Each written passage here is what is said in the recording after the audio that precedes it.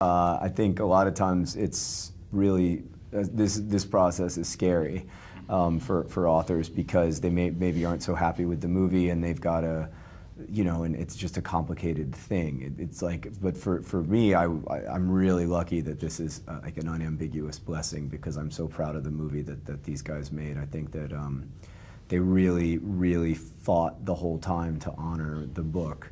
And I really think that I mean, I think they made an amazing, amazing movie, one that's better than the book in a lot of ways. And yeah, I just feel really, really happy. And it's also made me forget about all of the not so fun Hollywood experiences I had, the way that you fall in love and then you forget that it isn't always that fun. Well, I believe that if you're passionate about something, I'm an incredibly passionate person, and so I guess that is what made me want to fight for it.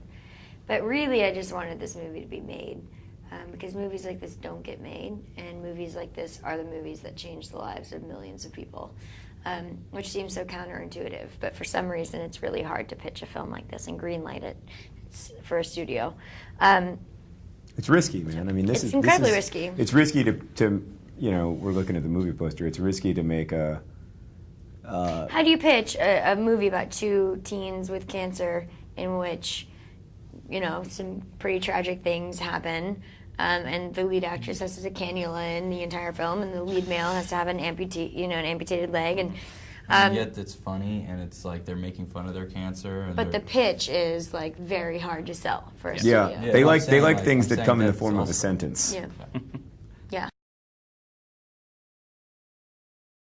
I wasn't nervous at all. I was excited. I mean, the greatest thing about this movie is that we got to audition, and one of the things that I absolutely adore about the auditioning process is you get to know the director before you get on set, and he gets to know you, and he deliberately cast you.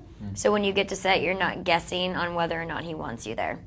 And you've already won the role, and you already have won the trust of the director and the producers and the writers. So you really just get to play. That's really interesting.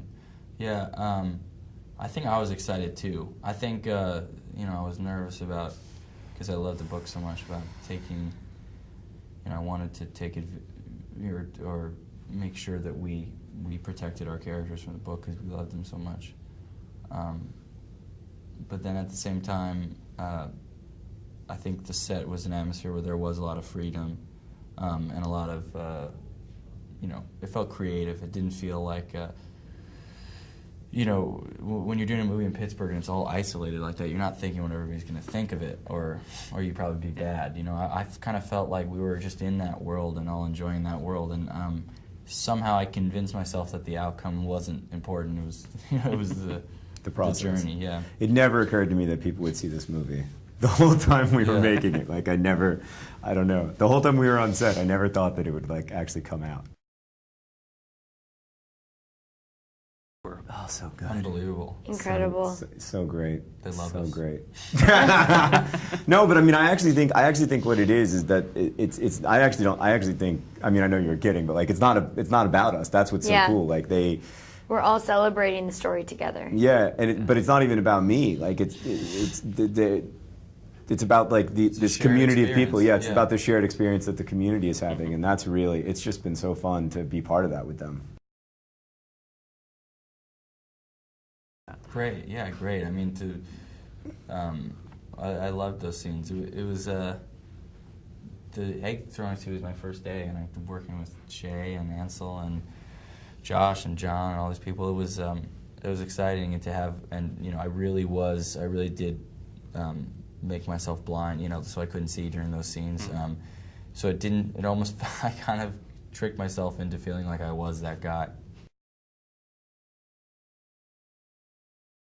When you find great writers, you don't let them go. Yeah, you cling to them. You Hold them. you just don't let them go anywhere. You just Stay there. Keep Stay. Yeah. We'll write, get you write chocolate, another but one. don't leave. Yeah, you'll lock we'll them get up. you chocolate, Yeah, but we'll don't get you leave. chocolate. Anyway, they're chained to a really lovely writing desk in an apartment in New York, and Yeah. we're looking forward to them finishing Paper Towns, and then we'll let them out for 3 days. Yeah. and then then we'll they'll put be them And back then to they'll work. work on my next movie. Yeah, they can work on the next Shailene movie. I mean, it's just I'm sure you've worked with them a lot, Shailene, but like Weber and Newsider are such brilliant writers. They have such a And deep understanding of incredible story. human beings. And they're also great, Amazing. great people to work with, great people to be friends with. And I had such a wonderful experience making this movie that I said to everybody who asked, I don't want to do this again because I don't want to ruin this memory. The only way I would do it again is if we got the band back together and it was the same studio and the same producers and the same writers. And they were like, all right. What about me? Oh, and then they were like, but only if it can be Nat Wolff. And I was like, reluctant, yes. No, of course. I mean, it's just, it's going to be so great to be Do you able to guys have a spend director? time with you. No, we don't wanna have do a it? script yet. You want to do it? Want to do it? Yeah. Oh my God, you should I'd do love it. to direct it. Yeah. All right. I'm an Grant. executive producer. I don't know if that means I can make that happen. You can make that happen. I'm going to try. I'll pitch it. I'll pitch you. So much. I mean, this movie, nothing's guaranteed in life, and there's no way to justify or make anything fair while we're all in this amazing room. And kids that we worked with in this movie are still at home, you know, struggling or recuperating from chemotherapy or whatever it may be. So you really just have to appreciate every small moment because we never know how many moments we're going to get. And that's really what I've taken, I mean, among so many other things. Mm-hmm. Yeah, I mean, for me, the experience of making the movie, I mean, I wanted the movie to celebrate the idea that a short life can also be a meaningful life, that short lives also have meaning. But the experience of making the movie for me personally, I always felt like stories get diluted when people collaborate, when the collaboration becomes so huge as it does on a movie. And what I learned is that sometimes it becomes stronger instead of becoming diluted when more and more people share their talents and skills with a story. And that was my experience with The Fault in Our Stars.